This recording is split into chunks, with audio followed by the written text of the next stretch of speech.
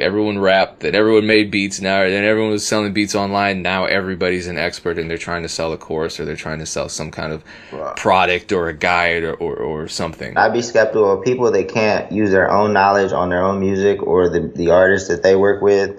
And I'd probably be skeptical of people that most likely make more of their money selling information than their actual music.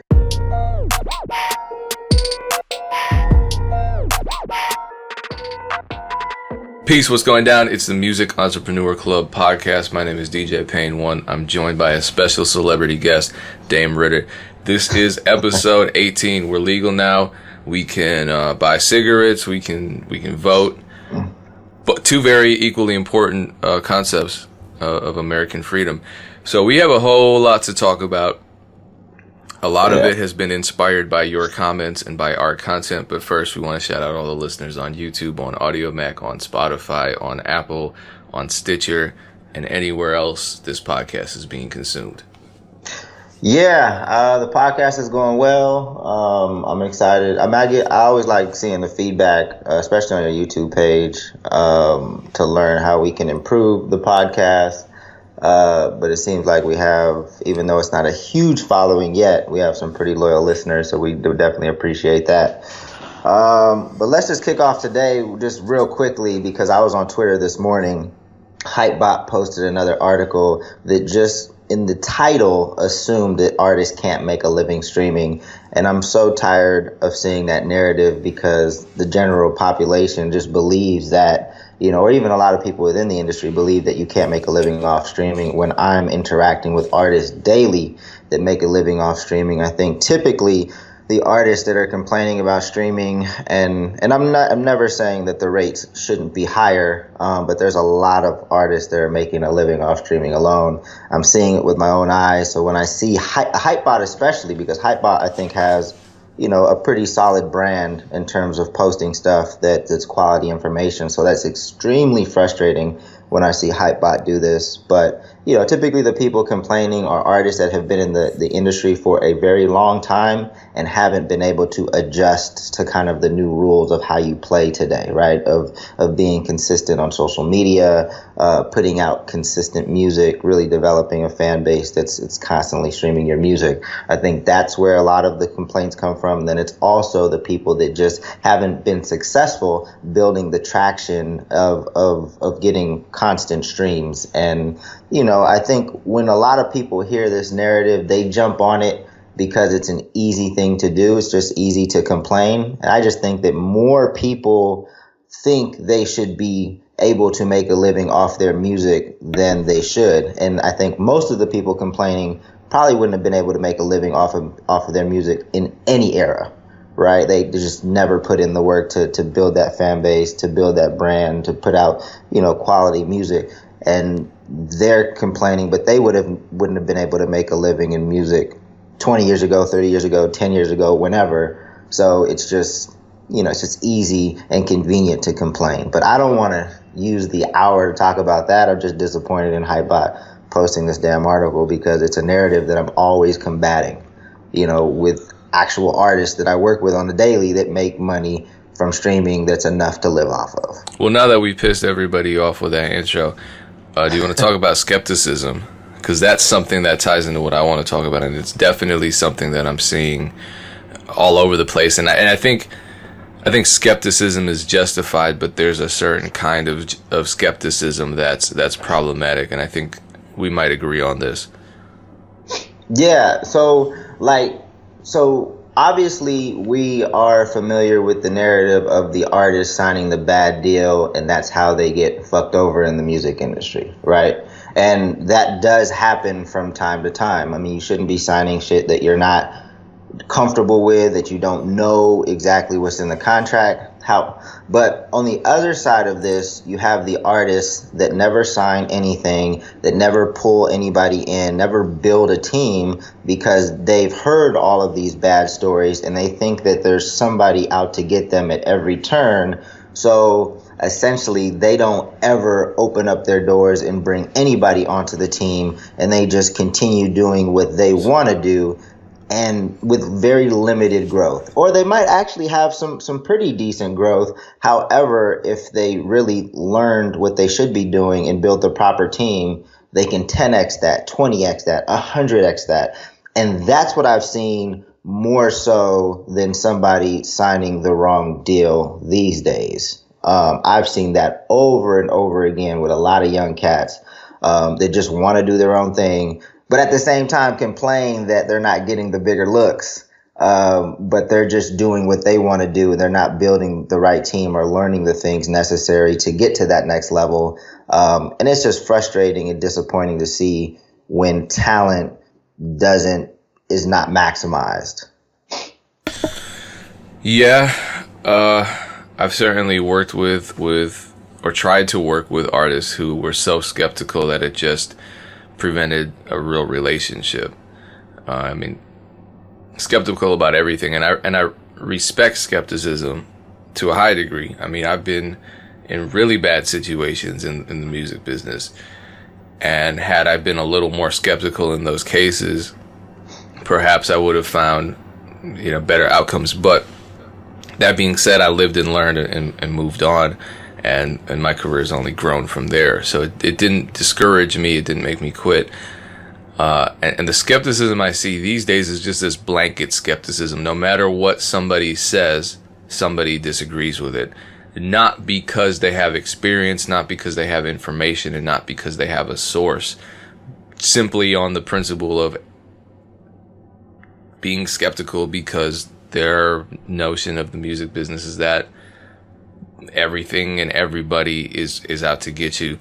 And looking at the landscape, I'm the guy that made the video saying the music business is a scam. Obviously, I meant very specifically marketing, PR, all of these, and I stand by that. I think the vast majority of those things, virtually all of them, are scams. And artists are more than willing to give their money to the scammers because they offer a really appealing shortcut to some form of success, whether it's paying $150 and getting your beat placed on a top 10 album, which is crazy because if it was that simple, everyone would have a top 10 album. Or $30 for an email blast, $100 for a playlist on Spotify. That stuff is all a scam.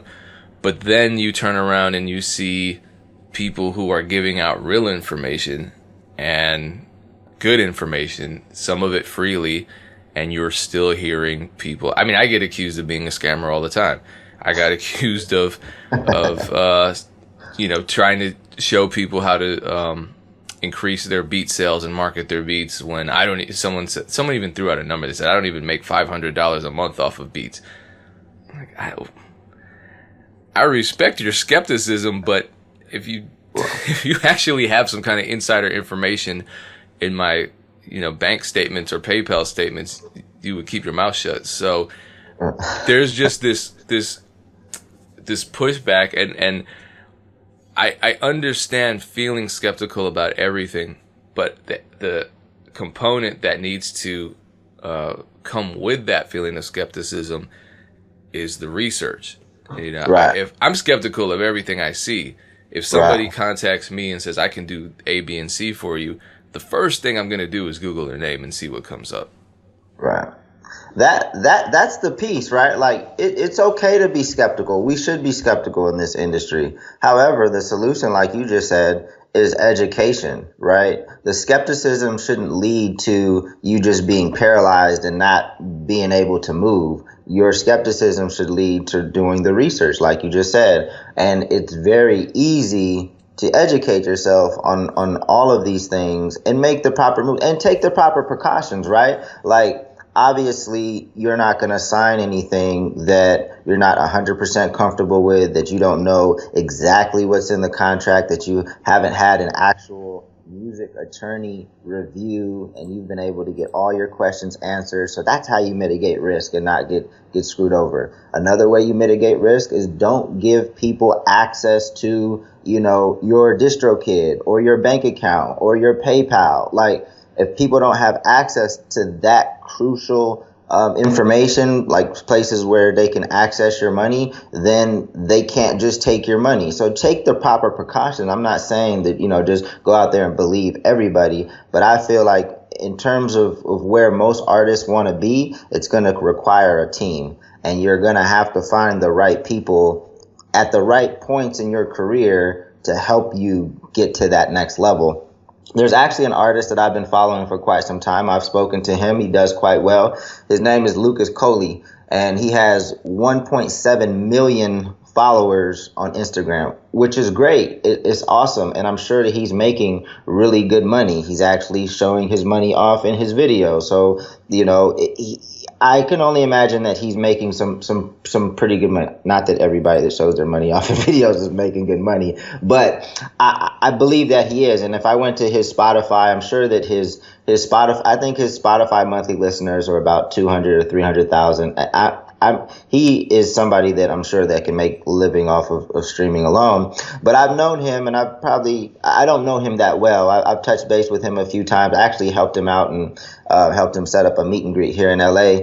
But he's one of these artists that's always talking about, how people are sleeping on him, the industry's sleeping on him, but he doesn't return calls. He doesn't let people in. And I think he's been burned before. And that's probably why he's kind of, has his guard up. But at some point, we have to educate ourselves and build the proper team and try again.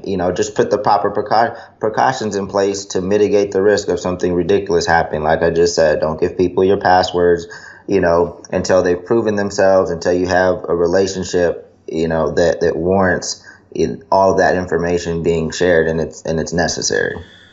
And we've had these arguments about whether or not you need a team, and mostly it was a semantic argument. I know we both absolutely agree that in these scenarios, the easiest possible thing you can do compared to dealing with all of the negatives, all of the potentially devastating scenarios that we're so paranoid of, the easiest thing you can do is just get a lawyer and say, look, I'm going to pay. And I think a lot of it is we're afraid to pay.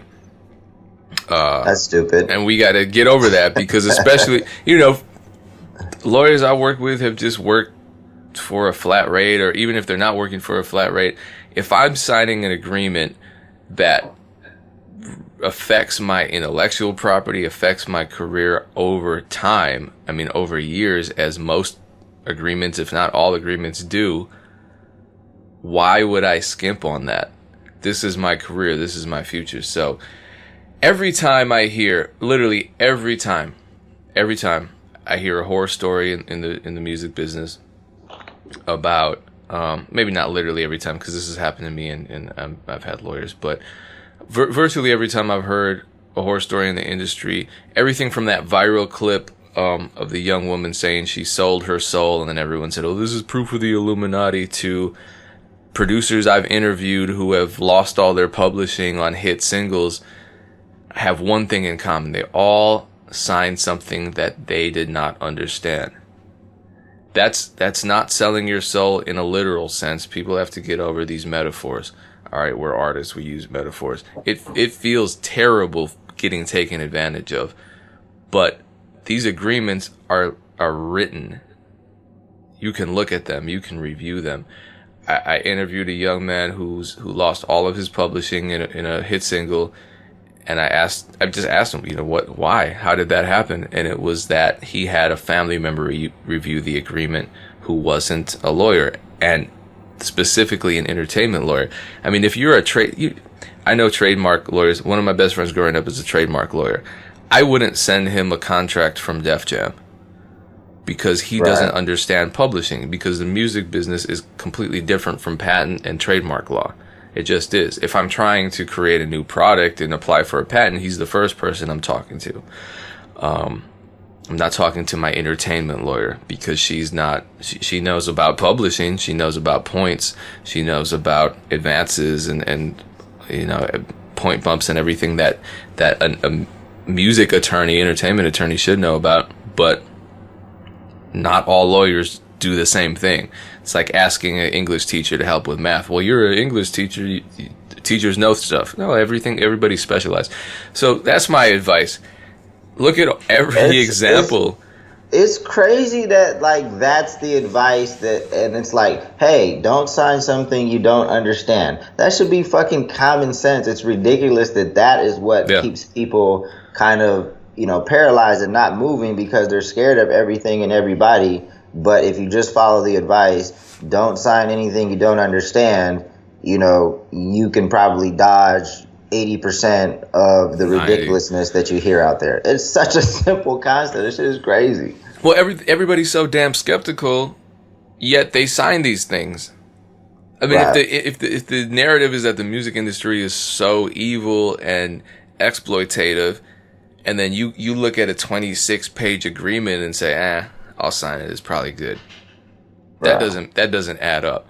And switching gears, we got some skepticism on our and again, this is the kind of stupid, mindless, informationless form of skepticism that I'm talking about being problematic. We got some skepticism in response to a video that I posted, but I posted it in your spirit because you're forever ranting about the people in the music business who share advice and information and are, in your own words, full of shit.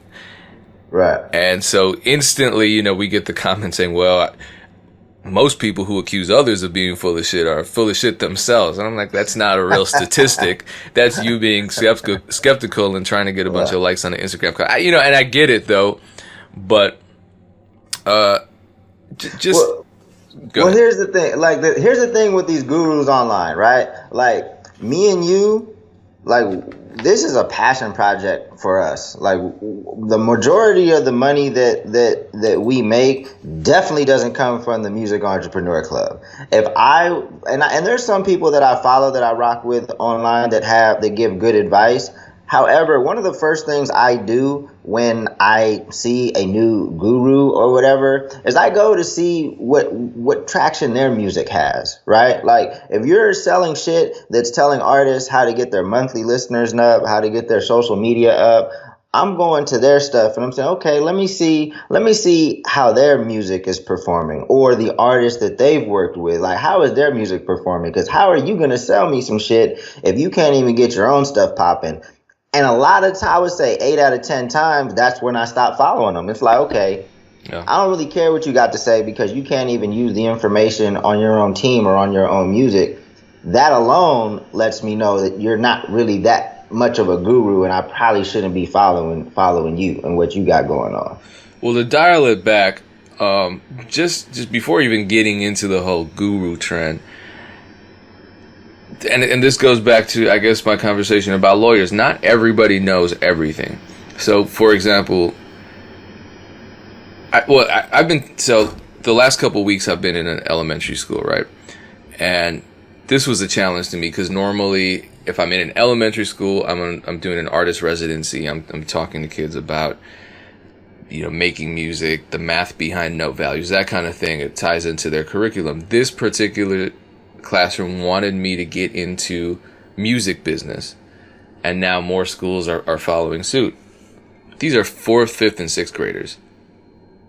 How do I explain the music business to 4th, 5th, and 6th graders? You probably can, to be honest. Well, I can, and that's the thing. Okay, so and I'm, in my head, I'm hearing your voice saying it's not that complicated. I'm like, well, let's see if it isn't. And yeah, the kids. I was there yesterday. One of the last questions was, how do I sign up for BMI? So, and this was from I believe a 6th grader. So, it's very possible. It isn't that difficult when you really break it down to the fundamentals. But the point I'm trying to make is that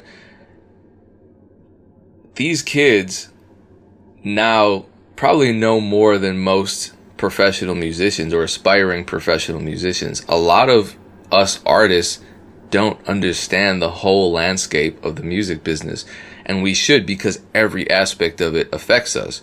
Now, the same can be said about non-artists, non-creatives. I know that's a derogatory term, sorry. But like the managers, the A&Rs, the marketing folks, I've worked with radio reps that are great at what they do, but it's compartmentalized, right? Do the radio reps know all about entertainment law? No. Do the entertainment lawyers know all about radio? No. So, long story short, I got a DM from a young woman who was trying to get a beat from me, and she was insistent that it had to be an exclusive because an A&R told her that if the beat wasn't exclusive, she couldn't commercially exploit the record. And I'm like, did we not just see Old Town Road go diamond? Why are we still... No. So, either, and I think one of two things are very possible, equally possible. One, the A&R just didn't know, because A&R's jobs aren't to... An A&R's position is not to give legal advice. It's just not. A&Rs aren't lawyers. But my guess was that this A&R managed some producers, and this A&R was going to advise this young lady to buy beats from his producers to avoid this legal problem that didn't exist. He was just making it up, and I think he was just trying to make some money off of her. But he was weaponizing his bad information to trick her into paying that money. Now, that's what I'm saying. He whether or not this guy's legitimately employed by a record label doesn't matter to me. He's still full of shit. So he's not even on Instagram talking about buy my insider industry guide, $150, and I have a course that's $2,500 a year, and you get every resource available to the top industry executives. But there's a lot of that going on. So I think at every level there's something going on that's either a flat out scam or some kind of misinformation or somebody who claims to know more than they actually do. That's like the new frontier now. It's like everyone rapped, that everyone made beats now, then everyone was selling beats online. Now everybody's an expert and they're trying to sell a course or they're trying to sell some kind of product or a guide or something. I'd be skeptical of, again, going back to what I said, I'd be skeptical of people that can't use their own knowledge on their own music or the artists that they work with. And I'd probably be skeptical of people that most likely make more of their money like selling information than actually, music stuff, their actual music. So there's reason to be skeptical, but it's easy to do the research on a lot of this stuff. To follow the right people and, put your money in the right places, but just make sure you mitigate the risk with some very simple steps and education being the biggest piece of it, man. It's so frustrating sometimes. So I'm trying to anticipate criticism and play devil's advocate a little, Dame. Can you think of a scenario where one of these music business gurus that doesn't actually know that much, in spite of them not knowing much, could they still be effective teachers?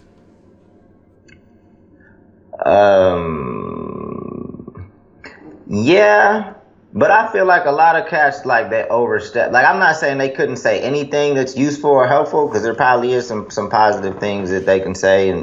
But from what I've seen, a lot of these cats overstep. Right, they might know a few things, and even if information is regurgitated from somebody else, like that can still be good information. But I feel like a lot of these cats are overstepping. So for me, if I'm gonna buy a product from somebody or buy into or even follow somebody, I want to know like what they personally have done. Or where they get their information from, and then I might follow. I mean, I'm not buying products from gurus these days, but maybe like a Facebook course or something like that to step my Facebook to step my ad marketing game up and stuff like that. I just want to see what you've done. Like, let me see your resume, and maybe then I'll subscribe to what you have going on. So what's some advice for somebody who's not you, who's an artist, for example, or a producer? Like a producer that's looking at my YouTube videos, even though I give that information for free, there's still skepticism about the information I put in the video. So you might read a troll comment saying Payne doesn't even have $500 in the bank. You can't really check to see if that's true or not, right? As somebody who's just looking at what I'm doing. Granted, you can look at my resume, you can look at my daily output, which is, this, it's just reality. I'm not trying to be cocky. I put out a lot of content every single day. So it's clear that I'm living it, but how can you verify that I'm not lying to somebody? I mean, I would look at your discography. I would look at the other people that rock with you. I would look at, your interaction with people online. Of course, we can't dip into your bank account unless you're a lame and you show that kind of stuff just on your IG page and you're flashing money and stuff like that. Then I'd probably think you're a weirdo. But I would probably follow somebody for some time too, and just kind of see, how things progress over time. What type of things were you posting last year, and what's the progression been like to this year, and what kind of things you're posting. I think some of the people that I've followed closely online, I can see the growth. I can see that it's harder to fake it over time. Sure. Okay. I think it's easy to kind of make people, maybe you wound up at like a Snoop Dogg event or something, and you got some behind the scenes footage one time, and in your post you're like, oh, my big homie Snoop, or whatever. But it's gonna be hard. So that for that one-off event, you were able to flex and fake like you were around, some important people. But over time, it's gonna be hard to continuously do that and to get other people to speak highly of what you're doing, right? So yeah, I maybe it's harder to do than what I think. But I believe that it's easy to spot the people that don't really know exactly what they're talking about. And I'm definitely not investing my money into what they have going on if I spot some of these shenanigans. I guess for me, what I would do, especially if you're looking at somebody like myself, or I guess Curtis King, anybody that has some kind of mentorship program and a whole bunch of free content, it seems silly that anyone would automatically be skeptical of either of us without first consuming our free content and trying it out. Right. And I think, looking at the advice that people give and seeing if that advice is based on their experience or if it's all regurgitated. If it's just me quoting other people all the time, granted, you might want to follow me because I know how to put together information that's useful that I didn't create. But if you're looking at me and seeing that I'm giving advice based directly on my experiences and this is over time, and then you start taking my advice or taking my stories and my successes and my mistakes, or someone like Curtis King or whoever else is out there, Gummy Beats, and trying out what they're giving you freely and say, okay, Right. Well, this works. Maybe there's something to it. If it's working for me on the free level, I want to be a little closer to this information and get something that's more specific to my situation so I can take what they're giving freely to the next level. Because it's the internet, free content is king right now. So it's not hard, in other words. And again, yeah, you can look at people and see who's interacting with whom, and you might be a big fan of Curtis King, and then you look at his interactions with somebody like BusyWorks and say, okay, cool, they're working together. Maybe BusyWorks is someone I should check out, follow as well. Oh, both of those guys have conversations with DJ Payne 1. Maybe we should have maybe we should follow him and try out his information. It's just patience is a huge factor, and a lot of us want something now, an immediate solution. And that's really, I don't want to go off on a tangent. I think we could have an entire episode on stubbornness in the music business, but I feel like stubbornness is such an asset. And I don't know if you've seen this with artists who have been successful. They've tried and failed and tried and failed and tried. They're just so damn stubborn. They don't want to give it up. And eventually they figure out something that works for them.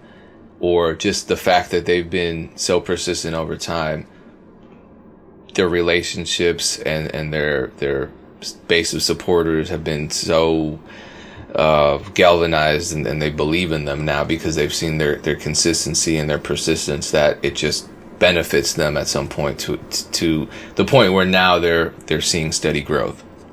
Well, I've seen stubbornness work both ways, right? Because stubbornness can definitely hurt you at times. Definitely. As well. So it's pretty complex. But going back to your suggestion in terms of the free content, I think sometimes people are skeptical of free content because they know eventually it's going to lead to some type of offer, which is normal. But I wouldn't be skeptical of just free. All it takes is time and a little bit of research to explore the free content. And if you feel like it's not helpful, then don't continue down that funnel or path. Like it's right. Again, and this stuff is really not that hard, but I think that's good advice. I mean, we try. It's upsetting to me because we really put a lot of energy and effort into the MEC with not much return financially. Like, I think the return for us is the comments that we get, the appreciation that people reach out and share with us. So if somebody's reaching out to you telling you you're a scam, I mean, that just sucks because we do put a lot of energy and effort into this. And we don't have to do this shit. This shit is like a very small percentage of how we live, right? So, that definitely is disappointing. This podcast makes us a lot of money, though. This is what's supporting my drug habit. All the sponsors we have and all the product placement, as you can see, Payne has a rabbit in the back. There's a stuffed rabbit. We got paid, $10,000 to have that stuffed rabbit in the back. Like this stuff is definitely more of a passion project. Would we like to see more income come in from the MEC? Yes, and that's the goal. But I don't feel like that's a bad thing because I feel like we do quality stuff. Like I think our podcast is pretty quality. Our live sessions are definitely quality. The MEC tour is a quality event in my opinion. But yeah, I guess those kind of comments. I get other kind of comments. I still get Funk Volume bashing and Dame, you suck and you need to die type comments from former Funk Volume fans, but I haven't received the scam comments yet. Maybe they're coming. I think you've graduated past scammer status. You're actually right there with evil executive, and that's hard to achieve. That's a hard level. It's whatever. I definitely don't want to talk about that in this podcast. I could dedicate a series of podcasts to drama. I was actually just going because every once in a while I'll entertain it, and I got a message from a cat who told me, that's why he said, Dame, you destroyed Funk Volume. That's why Hobbs riding around in a Lambo and you can't even pay your rent. And then I hit him back out because sometimes I will entertain it just for my own personal enjoyment. I just like, do you know me? Like, where did you get this information from? And then he responded with like, Illmind 8 lyrics, like literally cut and paste lyrics. And then I just responded, I was like, so you think songs are real? This goes back to our other podcast, right? Like, are people telling the truth in songs? And it's like, fans really think that songs are real, like word for word. Wait a minute, but weren't you the guy that was? I'm so sorry that I wasn't following this as it was happening. Nah, this was a DM. But I'm saying when like the whole fallout was happening with Hopsin, like I didn't know what was. I just knew I heard some Hopsin songs. I was like, oh yeah, he's a good rapper. Other than that, I didn't know until I saw your Vlad TV interview like 6 months after we met. I was like, oh, this is serious. So. Weren't you the guy who was being accused of taking all the money from Funk Volume though? Like, weren't you the guy that was skimming? So wouldn't you? Why is that? It just doesn't add up. That right. You can't pay your rent. That was actually the section of the song that he cut and paste and put in my DM. There was one part. Can you rap it for me? That Illmind 8 song that says, "Dame, you're our manager, you're our label owner, you're our accountant. And it's like, so Hop still uses the same accountant that we used during the Funk Volume days. So if I was the accountant and there was mismanagement of funds, why are you still using the same company that we used? So number one, I wasn't the accountant because obviously we had an accountant that you're still using. But if there was something shady going on with me and the accountant, which he called me in the song, like, why are you still using the same accounting firm that fucked you over? Well, I'm just confused as to why you're not driving around in a Lambo if you were the thief that took. I would no matter how much money I. Oh yeah. That's another. That's another good point. No, you were about to reveal the truth. You're going to say, no matter how much money I stole from Hobson, I'm not buying a Lambo. I prefer Bugattis. Yeah, that's another. If you had any type of common sense, it's like, hold on, Dame stole all the money, but yet you're driving around in the Lambo and you're the one going on interviews talking about how you're a millionaire and have all this money. It's like, well, how much I thought Dame stole all the money. So yeah, you brought up another point that if you just use common sense, you'd realize. But that was our last podcast in terms of should we do a reality check in these songs or should you believe everything in songs? But these fans do, man. These fans believe songs, and it's crazy. It's almost like believing movies that are based on a true story, right? Like, we never know in these movies like when the truth starts and stops. And for some movies, the whole movie is true. But for some movies, 5% is true, and they built a story off the 5%, to fill in the other 95. And that's the same with music, right? There could be songs that are all the way true. Yeah. But we just, and I know we went on a tangent on this podcast. It's a good tangent. But let's just bring it back to education, bro. Like fans need to get smarter. Like we all need to get smarter.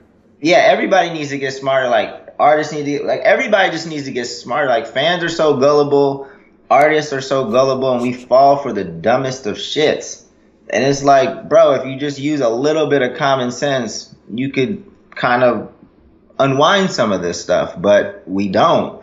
And the music industry, I guess that's what we take from this episode of the podcast, is that the music industry is dumb as shit, and there's people that are dumb as shit running around, making decisions and doing stupid shit. I guess that's all I'm taking away from this episode. Episode 18. That's what the moral of the story has been, is that the music industry is dumb. All right, I think next episode we'll talk about something more positive. Maybe we can touch on the whole $500 marketing budget scenario. Signing off, it's DJ Payne 1, Dame Ritter, Music Entrepreneur Club podcast, episode 18 down. 19 is next. We'll be a college freshman by then. Oh, one more thing. I want to plug Fan Connect. I've been doing these free text marketing webinars. I was going to hold one Sunday, but I got to push it to Wednesday. So this will be a plug for people that are listening to this podcast now. So Wednesday night, I'm hosting another free text marketing webinar. Just because it's free doesn't mean it's a scam, but I want people to learn about the importance of owning the communication with their fans. And getting phone numbers and communicating that way, because it's a very effective way to communicate. Everybody that has fans should be using text marketing. So maybe you can put the link to the webinar under this video when it gets posted. Absolutely, and keep checking back our Instagram at Music Entrepreneur Club, and just either on the story or on the timeline, we're gonna post information about that and all upcoming free and public sessions. Once again, appreciate you tuning in. Peace.